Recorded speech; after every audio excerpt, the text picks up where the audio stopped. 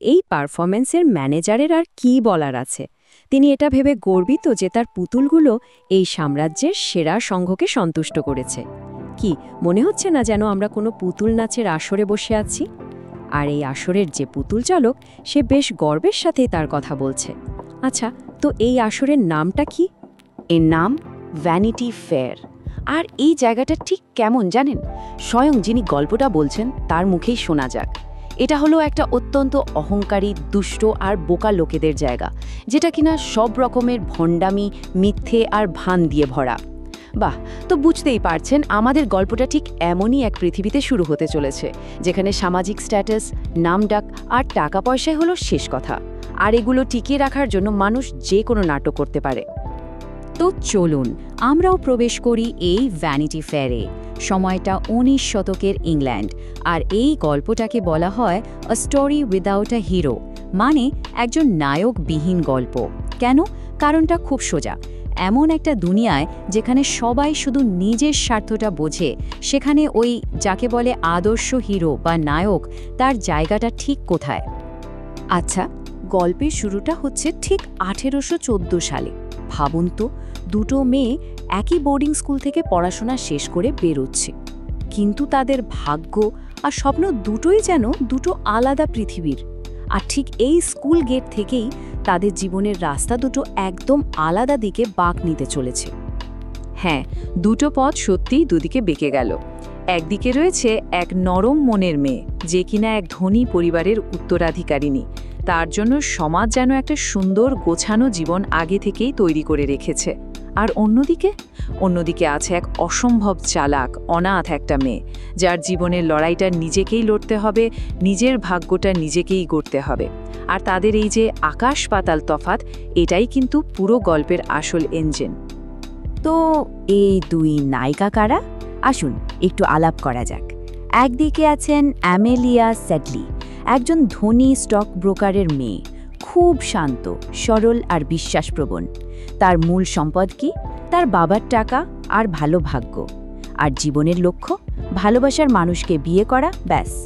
আর অন্যদিকে আছে Rebecca sharp, সবাই ডাকে বেকি বলে, একজন শিল্পীর অনাথ মেয়ে, কিন্তু অসম্ভব চালাক আর উচ্চাকাঙ্ক্ষী।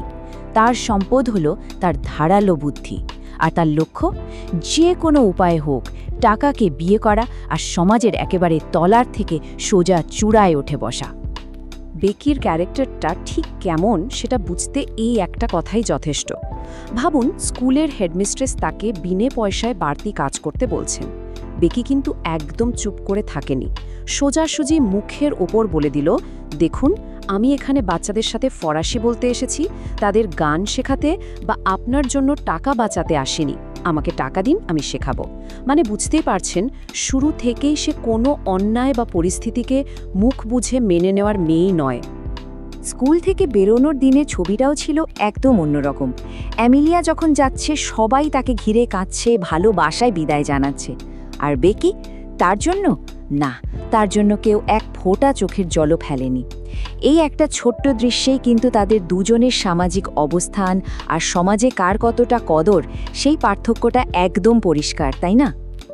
আর ঠিক এখান থেকেই শুরু হয়ে গেল ভাগ্যের এক অদ্ভুত খেলা, যেখানে দুজনের নেওয়া পথ আর কৌশলগুলো একদম উল্টো ফল দিতে শুরু করলো।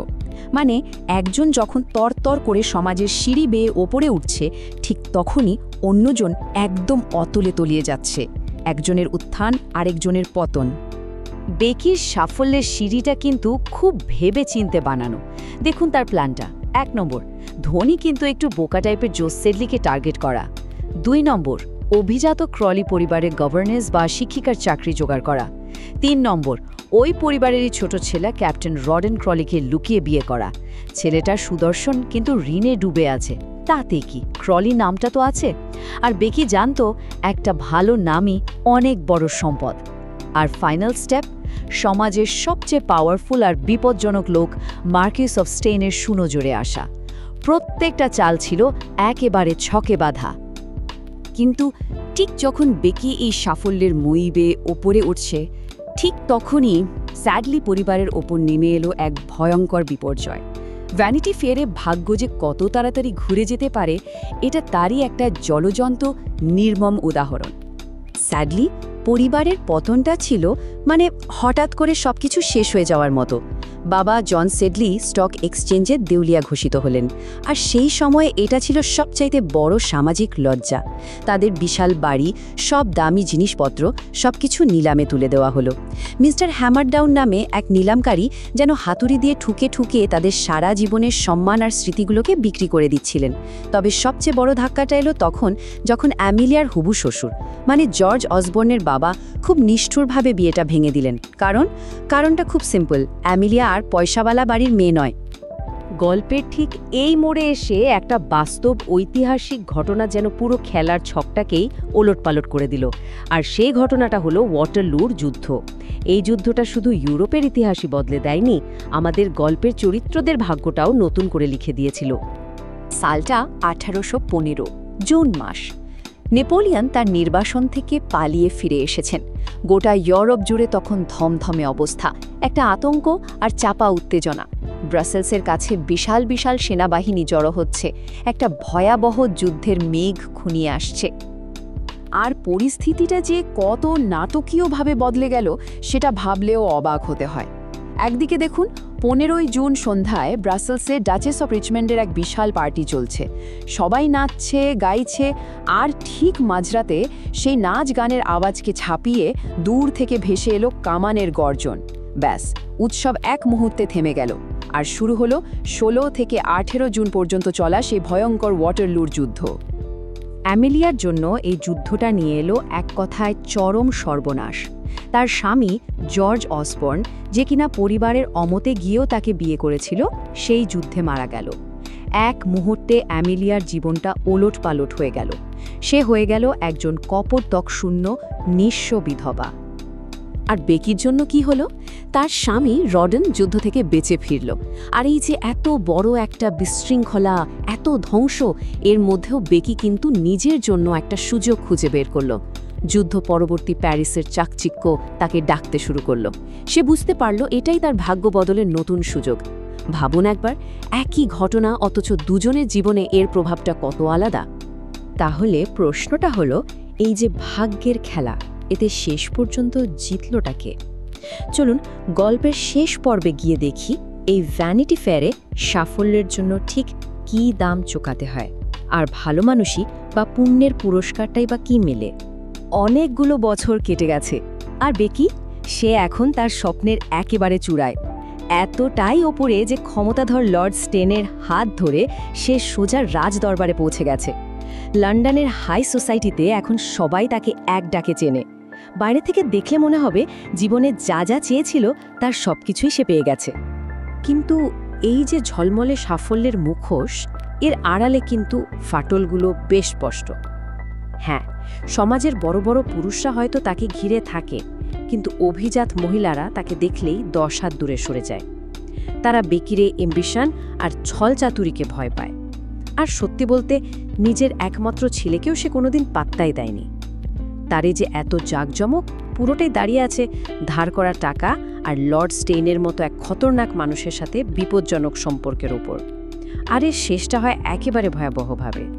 যখন তার স্বামী রডন তাকে লর্ড স্টেইনের সাথে ধরে ফেলে, তখন এক মুহূর্তে তার সাজানো গোছানো দুনিয়াটা তাসের ঘরের মতো ভেঙে পড়ে। আর অন্যদিকে অ্যামেলিয়া, সে একটা শান্ত গরিবী জীবন কাটাচ্ছে। তার গোটা পৃথিবীটাই এখন তার ছেলে জর্জিকে ঘিরে, আর সাথে আছে তার মৃত স্বামীর এক কাল্পনিক মহৎ মূর্তিকে পূজা করা। তার জীবনটা যেন শুধুই আত্মত্যাগ আর নীরবে পুণ্য অর্জনের একটা গল্প। গল্পের ঠিক এই জায়গাটায় এসে যিনি গল্পটা বলছেন, তিনি যেন আমাদের সবার দিকে তাকিয়ে একটা কথা বলছেন, একটা সতর্ক বার্তা।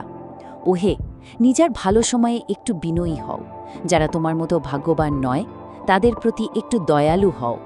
একবার ভেবে দেখো, তোমার এত অহংকার করার কি অধিকার আছে? তোমার এই সাফল্য হয়তো শুধুই একটা চান্স, আর তোমার এই সমৃদ্ধি, সেটাও হয়তো আসলে একটা বিদ্রূপ। এই কথাগুলো শোনার পর ভ্যানিটি ফেয়ারে সাফল্য বা ব্যর্থতা, এই পুরো ধারণাটা নিয়ে কিন্তু একটা প্রশ্ন উঠে যায়। তাহলে একদম শেষে গিয়ে প্রশ্নটা কিন্তু থেকেই গেল।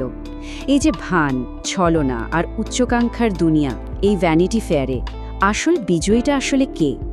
বেকি, যে কিনা সব কিছু পাওয়ার জন্য লড়েছিল আর পেয়েও প্রায় সব কিছুই হারিয়েছিল, নাকি অ্যামেলিয়া, যে সারা জীবন কষ্ট পেয়ে আত্মত্যাগ করে শেষে হয়তো একটু শান্তি খুঁজে পেয়েছিল?